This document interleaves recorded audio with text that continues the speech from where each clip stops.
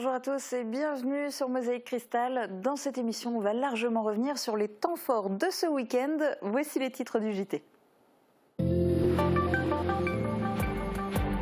20e édition pour le Salon de la Gastronomie et des Arts de la Table à Sarralbe. Masterclass, concours de cuisine, dégustation, les animations et les nombreux stands ont attiré la foule. Coup de gueule au SFC, le Sarreguemines Football Club a tenu son assemblée générale dans un climat tendu. Situation financière serrée, départ de joueurs phares et défection des spectateurs. Le président Dominique Maire a dressé un bilan sans langue de bois. Un cross qui déménage, l'ASSA a délaissé la forêt du Bourrols pour organiser son cross corpo autour du golfe de Sarreguemines. 70 coureurs y ont participé, dont une vingtaine de féminines. Des lucioles sur des VTT, avec des parcours nocturnes de 20 à 47 km, le VTT Woodvillers a renoué avec sa traditionnelle course des lucioles. Après une année blanche, ils étaient 165 à s'élancer dans la nuit. Pas de fusil, mais des corps de chasse. L'ACAS, association des chasseurs de l'arrondissement de Sarreguemines, a célébré le patron des chasseurs. La messe de la Saint-Hubert s'est déroulée en plein air devant la chapelle Sainte-Vérène à Enchenberg. Johanna et Maxime vont régner sur le carnaval 2022 à Sarreguemines. Ils seront secondés par Émilie et Jocelyn. Le couple princier de carnaval ainsi que le mini-couple princier ont été officiellement intronisés par la Société carnavalesque de Sarreguemines. Cavalcade et Kapenzitsung sont au programme. Premier week-end de représentation pour Résistance à outrance, les coulisses du siège de Beach racontées sur scène dans ce spectacle de Charlie Dame qui réunit théâtre et chant dans un décor de tableau réalisé par François Abel.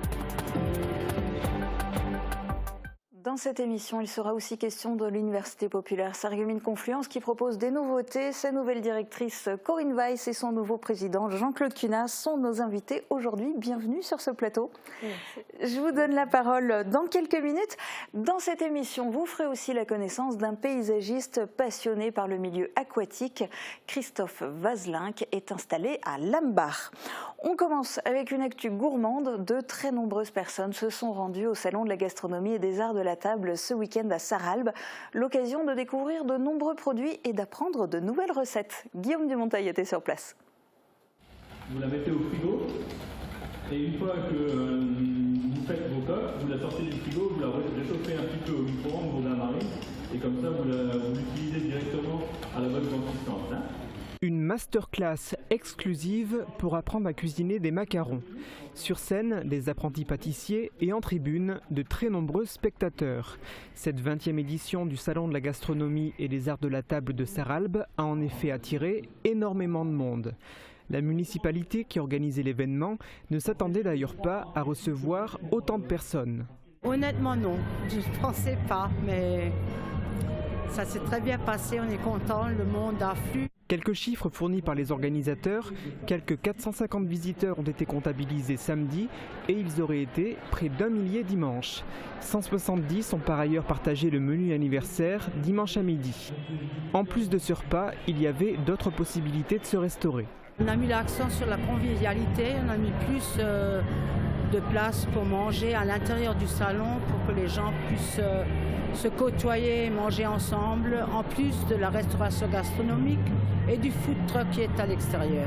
Dans le gymnase, près d'une trentaine d'artisans locaux proposaient à la vente leurs produits. On s'est laissé tenter par du chocolat, de la bière et des saucisses. Là, on a acheté une petite bouteille de vin, du chocolat, du fromage, du saucisson et voilà.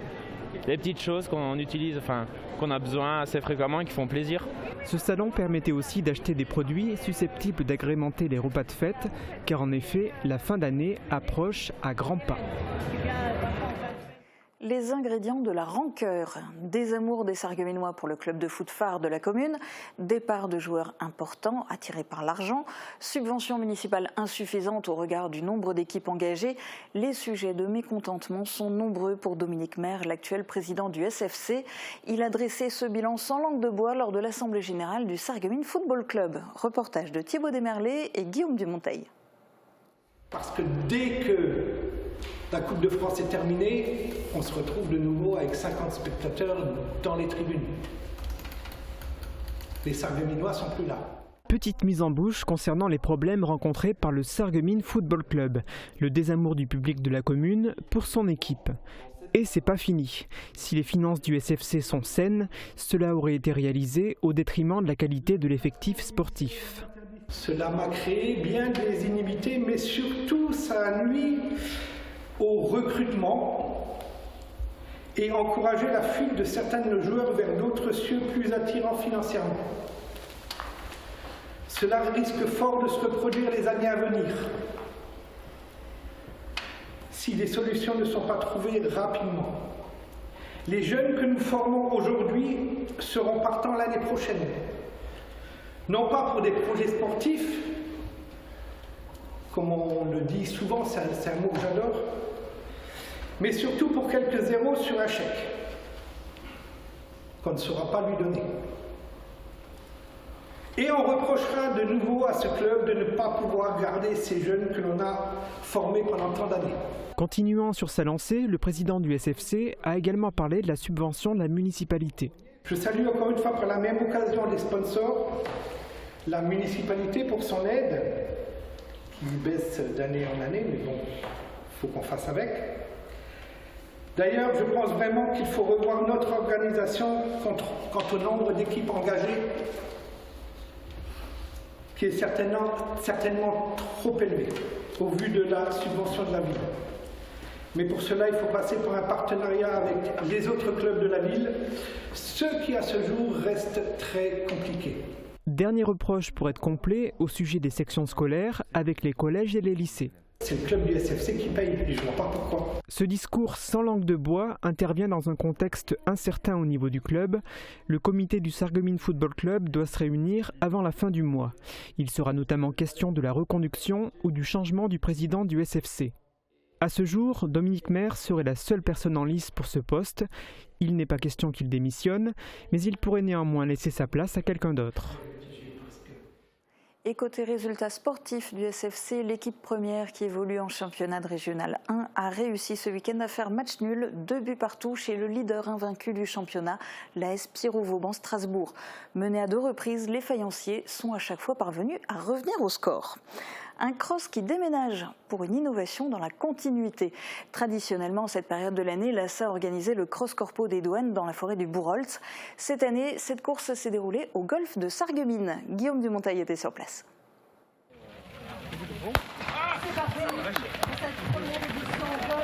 70 participants, dont une vingtaine de sportives, sur la ligne de départ. En fonction du sexe et de l'âge, 2 parcours les attendaient. Une boucle de 4 km 800 ou 2, soit 9 km 600. Chez les hommes, la victoire est revenue à Saadik Emshein et Maxime Blo. Chez les femmes, Charlotte Brio s'est montrée la plus rapide. À la demande des coureurs, l'ASSA a choisi d'organiser cette épreuve ici plutôt qu'au Bourholtz, car au golf, le sol est stabilisé. Après une année d'absence, le VTT Woustviller a retrouvé ses lucioles. Elles étaient 165 en tout sur leur vélo à pédaler dans des parcours sinueux et parfois effrayants. Guillaume Dumontail les a croisées dans la nuit. Oh, ça glisse! Faire du VTT la nuit, avec un terrain glissant et sur des parcours inconnus, l'entreprise est audacieuse. Mais ces cyclistes sont chevronnés, les organisateurs les ont classés dans des groupes au nom évocateur, de doués à très baraqués. Ils pédalaient à la frontale sur des parcours semi-nocturnes longs de 20 à 47 km.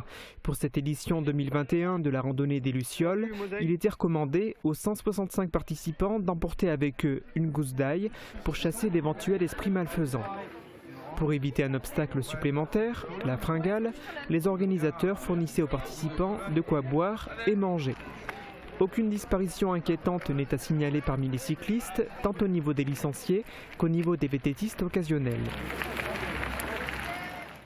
Ce week-end, l'heure était aussi à la célébration religieuse en l'honneur de Saint-Hubert. Pour l'occasion, l'ACAS, l'association des chasseurs de l'arrondissement de Sarreguemines, a organisé sa traditionnelle messe accompagnée en musique par les corps de chasse. Reportage de Morane Grandcola.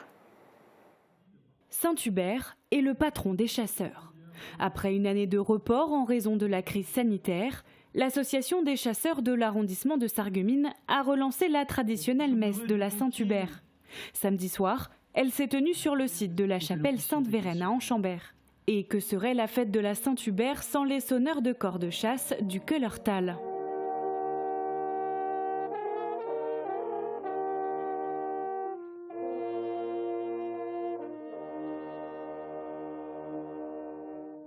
Le public est venu en nombre pour assister à cette célébration, éclairé par la lueur des flambeaux. Elle est de retour. La société carnavalesque de Sarreguemines reprend du service après un an d'arrêt pour cause de crise sanitaire. Première étape avant carnaval, l'intronisation du couple princier pour cette 66e édition. La cérémonie s'est déroulée vendredi soir dans le hall de l'hôtel de ville de Sarreguemines. Présentation en images grâce à Morane Grandcola et Thibaut Desmerlet.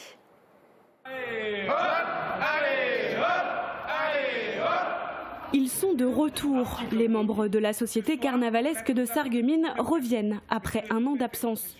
Pour cette véritable 66e édition, la tradition est de couronner le nouveau couple princier. Laetitia et Xavier passent désormais le flambeau à Maxime et Johanna, tous les deux premiers du nom. Je ressens une grande fierté parce que être princesse, c'est quand même un honneur. C'est représenter la ville de Sarreguemines, c'est représenter carnaval, c'est être au cœur du carnaval. Donc c'est une énorme fierté. Et en tant que petite fille, c'est vrai qu'on a toujours un petit rêve d'être une princesse un jour. Donc là, quelque part, c'est un rêve qui se réalise, même si c'est carnaval, c'est toujours un rêve. Alors moi, c'est pareil, depuis tout petit, le carnaval, j'aime le carnaval. Et puis là, c'est une certaine fierté d'être ambassadeur de la ville de Sarreguemines et d'être couple princier. Une immense joie aussi pour le président de la société carnavalesque de Sarreguemines. Un énorme plaisir parce qu'en fait, un an d'absence, un an de non-carnaval à Sarreguemines était un crève-cœur pour nous, les membres de la société carnavalesque. Et nous sommes très contents de pouvoir introniser nos couples princiers 2022 afin d'entrer dans la saison carnavalesque. Le mini-couple princier a aussi eu droit à la passation de pouvoir. Voici Émilie et Jocelyn. Maintenant que tout est en ordre, les festivités vont pouvoir démarrer. Au programme de la SCS pour 2022, une quarantaine de dates, dont 5 Kappensitzung et la traditionnelle grande cavalcade dans les rues du centre-ville. Cette nouvelle année promet d'être carnavalesque. Carnaval 2022. Allez, hop, allez, hop, allez, hop.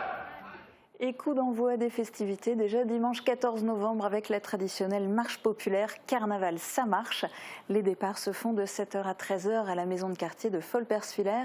Des parcours de 5, 10 et 20 km sont proposés aux marcheurs qui sont invités à venir déguiser, une manière de patienter en attendant les vraies festivités à partir du 19 février. Il a fallu beaucoup patienter pour ce spectacle. Ce week-end ont enfin pu commencer les représentations de Résistance à outrance. Ce spectacle de Charlie Dame est une représentation historique en mémoire de la guerre de 1870. Reportage de Morane Grandcola. Nous allons tous crever de faim. Vous m'entendez ? Dans ce cas, nous crèverons ensemble, comme vous dites. En 1870, plus de 2000 militaires et civils se réfugient dans la citadelle de Bitche pour se protéger des Allemands qui assiègent la ville. Vendredi, samedi et dimanche, le spectacle Résistance à outrance s'est tenu à l'espace Cassin de Bitche.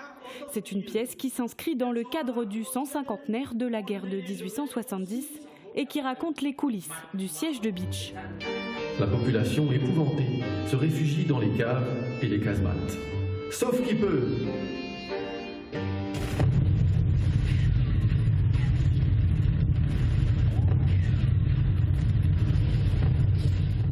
1h45 de spectacle avec de la musique et du chant, mais aussi des tableaux signés par François Abel. C'est le 15e spectacle de Charlie Dame. Après 2 ans et demi de préparation et de report dû à la crise sanitaire, les paroles du colonel Tessier ont enfin pu résonner. Nous nous battrons jusqu'au dernier. Nous donnerons notre sang. Et mourir pour la liberté. En héros, en résistant. Résistance à outrance, résistance à l'ennemi. Et le spectacle continue le week-end prochain, les 12, 13 et 14 novembre à l'espace Cassin de Bitche. Vous pouvez vous procurer les billets en ligne, mais aussi en mairie, à l'accueil de la citadelle de Bitche ou bien directement sur place le soir de la représentation. Et pour l'heure, il est temps de donner la parole à nos invités du jour.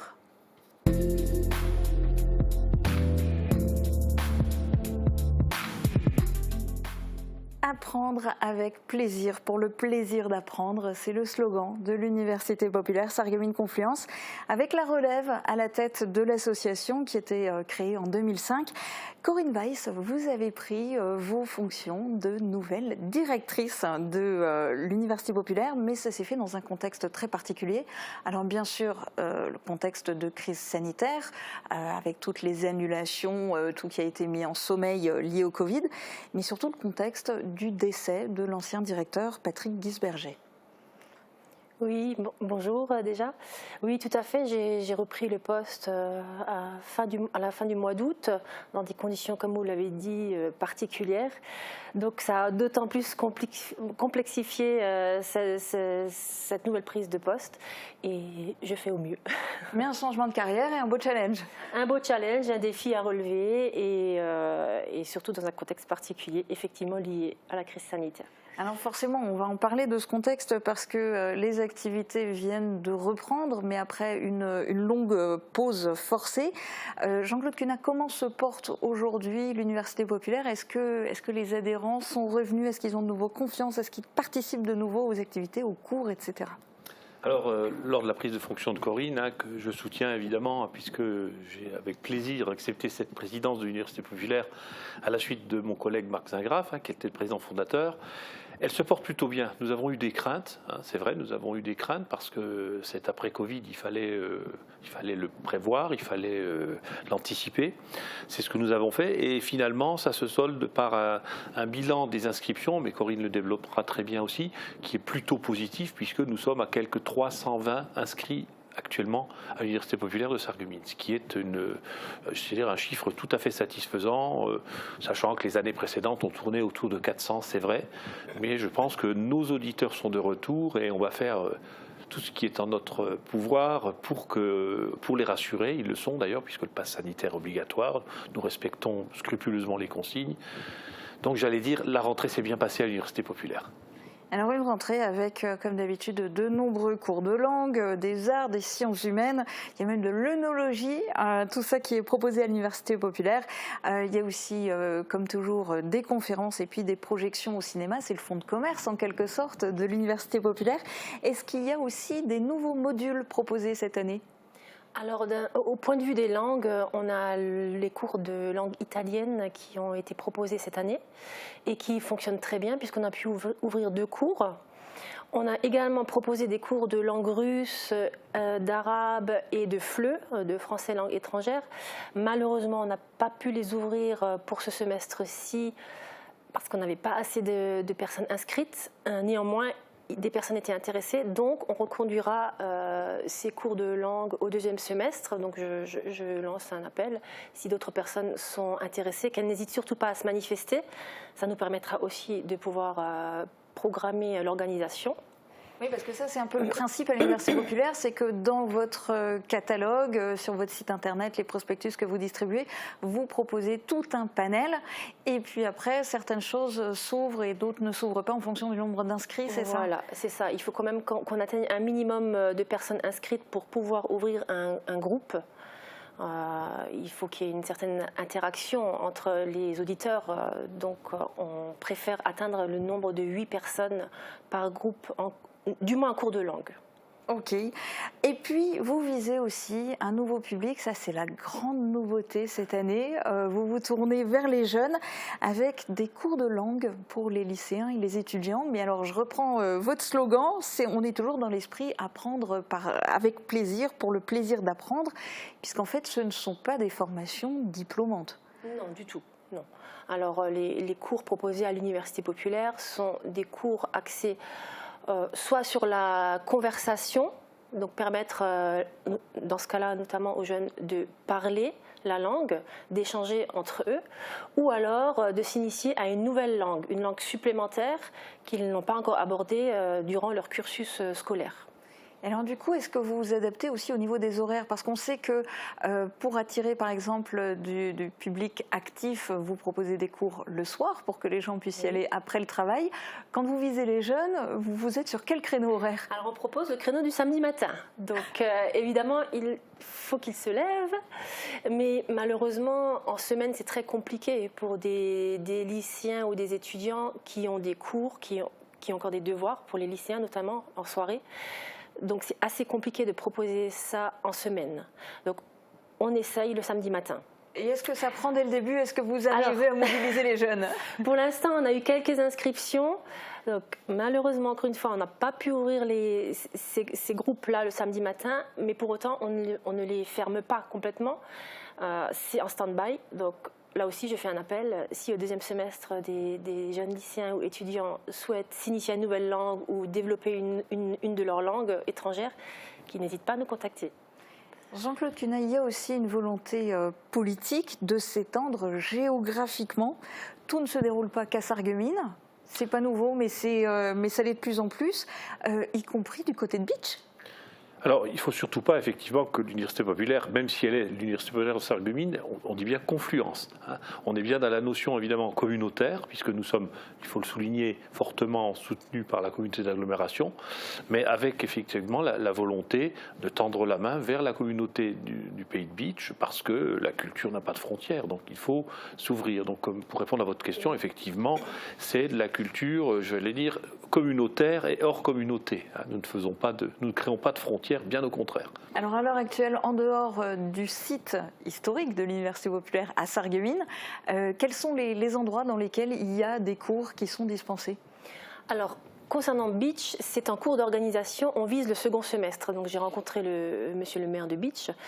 On va ouvrir un groupe d'initiation à la littérature. Donc ça, c'est déjà bien en marche, j'ai le programme, mais ce sera au deuxième semestre. On ne va plus l'organiser là au premier semestre, c'est trop court. En termes d'organisation, ça n'est plus possible. Donc à partir de fin février, débuteront à Bitche, s'il y a suffisamment d'inscrits, un cours d'initiation à la littérature qui sera mené par monsieur Bloch, qui est un professeur de lettres à la retraite. On est aussi en train de voir si on peut organiser à Bitche des cours de langue, notamment en allemand et en anglais, parce qu'il y aurait des demandes. Donc ça aussi, on est en train de faire un état des lieux. Et sinon, tout reste à Sarreguemines ou il y a des choses aussi qui peuvent être décentralisées, délocalisées dans des villages? Alors ça aussi, c'est une piste qu'on avait évoquée lors de notre comité directeur. Donc ça peut être possible. Maintenant, ça prend beaucoup de temps d'organiser ça, d'aller à la rencontre des maires des villages. Mais c'est une idée, effectivement, qu'on a évoquée pour délocaliser un petit peu des activités, parce que nous, on est un petit peu aussi à l'écart d'un point de vue de capacité d'accueil matériel. On manque un petit peu de salles, donc ce serait une solution pour nous d'étendre, d'élargir un petit peu les activités. Donc il faut qu'on surveille tous votre site internet pour voir les évolutions, ce qui se profile, les nouveautés, et notamment déjà du coup pour le deuxième semestre. Oui, tout à fait. Alors j'en profite par rapport au site internet. Je précise qu'il va être revisité, il va être revu, il a besoin d'une refonte. Donc actuellement, il n'y a pas toutes les informations sur le site, mais ça aussi c'était une volonté lors de ma prise de fonction à la tête de l'Université populaire, de revoir un petit peu tout ce qui est la promotion qui a trait au numérique. Donc des changements et des évolutions qui vont se poursuivre. Oui. Et bien, bonne continuation. Merci beaucoup à tous les deux d'être venus témoigner dans cette émission. Et nous, on va se tourner vers la carte pour voir les prévisions de Météo France pour demain. Retrouvez votre programme avec le Crédit Mutuel, partenaire des grands événements de votre région. Une banque qui appartient à ses clients, ça change tout. Bonjour tout le monde, le brouillard sera toujours présent demain matin et comme aujourd'hui il sera plutôt lent à se dissiper. Il faudra être vigilant sur les routes parce que les minimales seront comprises entre -1 et 1 degré. Attention donc au risque de verglas. Mais une fois le ciel dégagé, on pourra profiter de belles éclaircies qui vont faire remonter les températures jusqu'à 7 à 10 degrés. Demain nous fêtons les Théodores et il fera jour de 7h32 à 16h58. Passez tous une bonne journée et à demain. C'était votre programme avec le Crédit Mutuel, partenaire des grands événements de votre région. Une banque qui appartient à ses clients, ça change tout. carrelage, portes, parquet et dalles extérieures. Pour une maison moderne et élégante, rendez-vous chez Prolux Design. Prolux Design, 80 route de Nancy, à Sarreguemines. Chez AVS Santé, nous favorisons le maintien à domicile à travers 3 domaines d'activité. Le transport, l'aide à domicile, la distribution et l'installation de matériel médical. Nous sommes à votre écoute et vous proposons les meilleures solutions. Acteur majeur de la santé et l'aide à la personne en Moselle-Est, nous sommes présents à Sarreguemines, Beach et Morsbach. AVS Santé, notre métier, vous accompagner.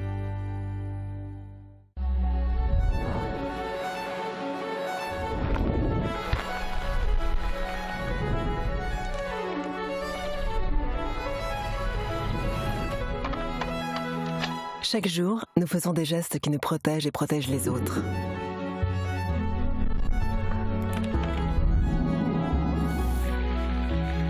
Contre le Covid-19, la grippe et les virus de l'hiver, gardons le réflexe des gestes barrières.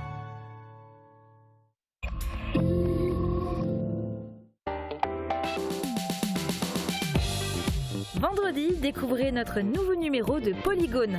La forêt, source de plaisir et de friction. Sauvegarde, promenade, chasse, partage.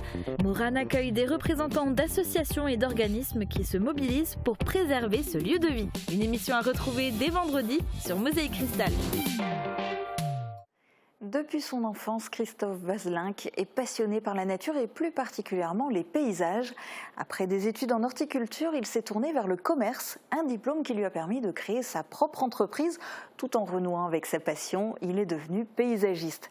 Originaire de Malo-les-Bains dans le Nord, sa profession l'a fait voyager jusqu'à Lambar, au pays de Beach. Retour sur son parcours dans ce portrait signé David Orès.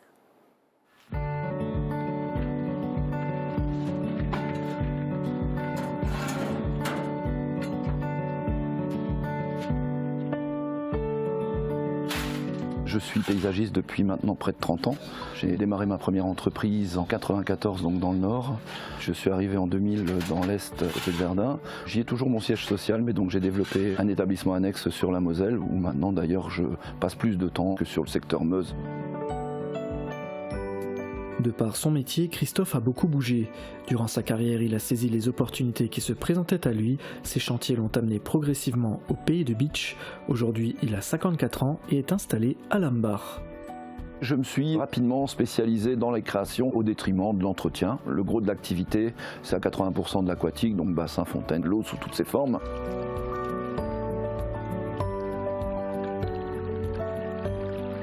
Aujourd'hui, nous sommes sur l'Allemagne. Les clients ont une résidence secondaire tout près de chez moi, connaissent mon travail et donc m'ont demandé de venir réaliser un petit bassin de baignade naturel chez eux. La baignade naturelle fonctionne de la manière suivante. 2 points d'aspiration, on arrive avec l'eau donc au niveau des pompes ici dans ce petit local. On s'en va ensuite dans une filtration qui est mécanique, donc dans 2 filtres, et on revient sous cette partie végétale, en fait, ce qu'on appelle le lagunage. C'est donc une filtration qui est 100% naturelle, sans aucun traitement. Voilà, écoute, on fera exactement comme tu voudras. Oui.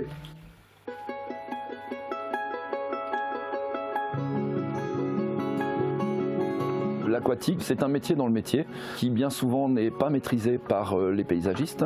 La gestion de l'eau, ça ne s'improvise pas, ça s'apprend. Pour moi, avant tout, c'est une passion. J'ai eu la chance d'avoir un papa qui m'a fait un bassin alors que j'avais 10 ans, dans lequel on a mis de nombreux poissons. Mon grand-père m'emmenait dans des marais avoisinants. Je suis aussi né à la mer, donc je pense que c'est ce qui a fait que j'en arrive aujourd'hui à cette passion pour l'eau.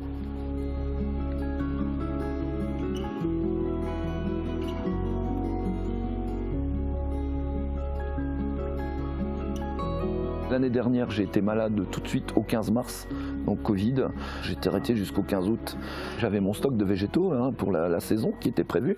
Et on s'est rendu compte que malgré le confinement, les gens appelaient en nous demandant si on avait tel type de végétaux, tel type d'arbres. Et les plantes s'en allaient. C'est ma compagne qui a eu l'idée de dire pourquoi on n'ouvrirait pas un point de vente à la maison. Ce serait une bonne activité complémentaire. Je m'occupe des extérieurs, je m'occupe de la boutique à 100%, le week-end aussi, mais Christophe est là. La semaine, il est sur ses chantiers, donc c'est moi qui gère ici. Les gens sont enchantés. Déjà le cadre ici leur plaît énormément quand ils arrivent et beaucoup de bouche à oreille. Maintenant les gens ne viennent plus juste parce qu'ils ont vu notre page Facebook, ils viennent parce qu'un tel leur a recommandé de venir et ça c'est chouette. L'idée, ce serait de développer davantage la partie végétaux. Un bassin comme celui-ci, par exemple, c'est 7 à 8 semaines de travail. Donc si je pouvais un peu réduire ce genre de chantier, oui, ça me conviendrait. Le paysage, c'est ma passion. Je ne me qualifierais pas d'artiste. Je pense que j'observe beaucoup et donc je reproduis le plus fidèlement possible et le plus naturellement possible ce que la nature nous apporte.